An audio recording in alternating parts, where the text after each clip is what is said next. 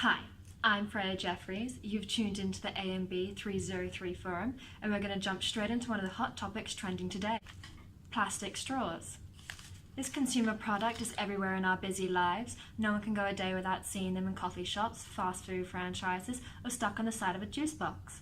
But how does it get there? What are the information systems put in place for this to occur? With single-use plastics at the forefront in everyone's minds, what are the challenges in today's modern era and the coming decade? To answer these questions, we must start at the beginning, the supply chain. A supply chain is the enveloping term for all stages incorporated to get a product made, delivered and sold to consumers, spanning the obtainment of raw materials, work in progress inventory, finished goods and distribution of these goods from point of origin to point of consumption.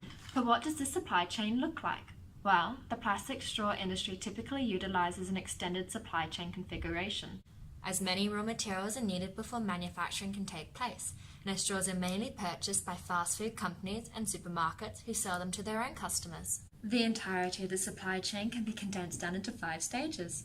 Stage 1 for plastic straws is the sourcing and procurement from suppliers of crude oil, resin, plastics, colorants, other additives and packaging containers needed for manufacturing.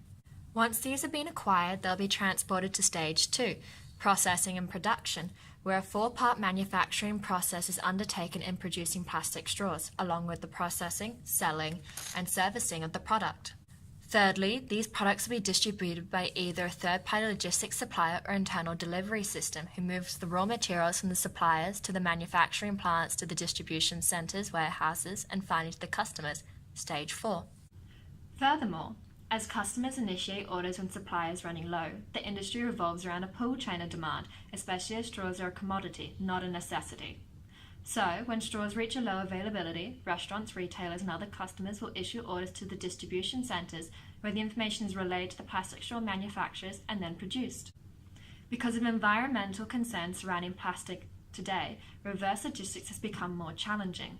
Normally, plastics will be scrapped or sent back through the supply chain. Soft consumer plastics will be placed in recycling bins that are sent to recycling plants to be melted down or manufactured into new products.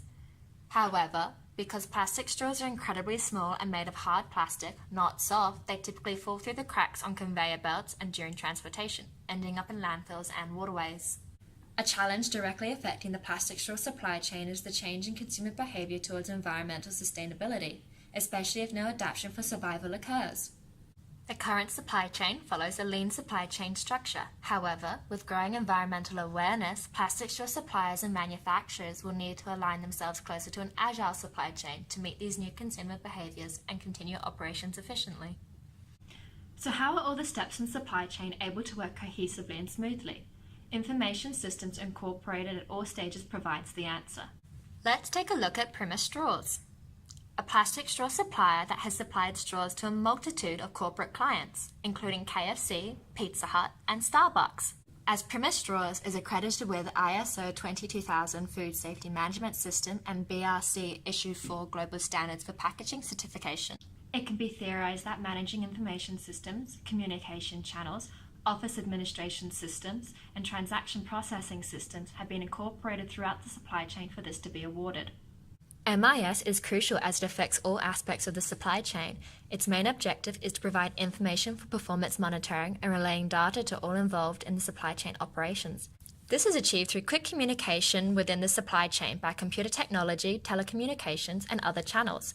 Within the manufacturing stage, office administration systems are utilized to compute optimal order quantities and transportation cost minimization calculations, ideally allowing Primus Straws to efficiently and accurately undertake orders, matching input and output so minimal error, shortages, or surpluses occur. The plastic straw industry would typically utilize a transaction processing system such as radio frequency identification that scans, interprets, and receives all pertinent data of the plastic straws upon arrival in seconds, creating an efficient distribution while simultaneously conveying all data to the manufacturing plant. Although the industry is large and relatively stable, company and industry sustainability will be threatened due to recent changes that have risen on a global scale. We have already talked about the lean and agile supply chain adaptation necessary for potential industry survival, but what other challenges are out there? External challenges from environmentalists and activists are affecting costs on a business and corporate level. This attention is altering consumer purchasing behaviours, resulting in negative impacts on supply and demand and a 6% decrease of straw consumption globally.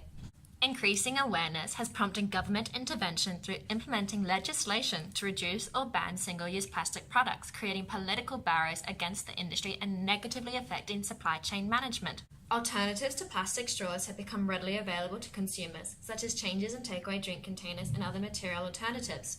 These alternatives have the potential to result in further decline of industry revenue, as changes in raw material sourcing and manufacturing will have to be re-established and involve higher costs in labour and processing. However, the demand of this product will not necessarily be depleted permanently, nor will it be a rapid change to all consumers and buyers. It will be interesting to see what arises in the future regarding the plastic straw industry.